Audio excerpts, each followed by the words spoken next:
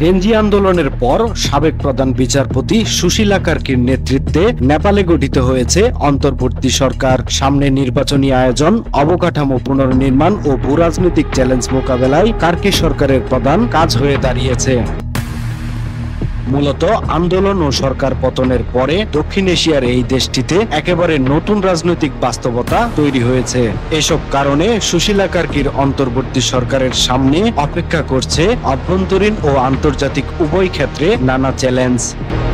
বুধবার এক প্রতিবেদনে এসব তথ্য জানিয়েছে দেশটির অন্যতম সংবাদ মাধ্যম কাঠমান্ডু পোস্ট।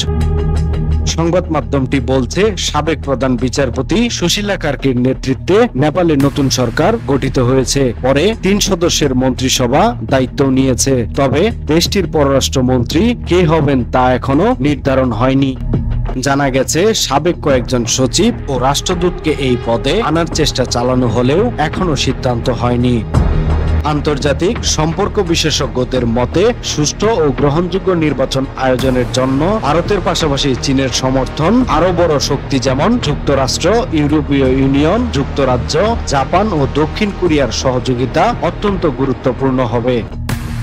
একই সঙ্গে ভূরাজনৈতিক সংকট সামলানো এবং পুনর্গঠনের জন্য বৈশ্বিক সহযোগিতা জোগাড় করাও সরকারের প্রধান কাজ।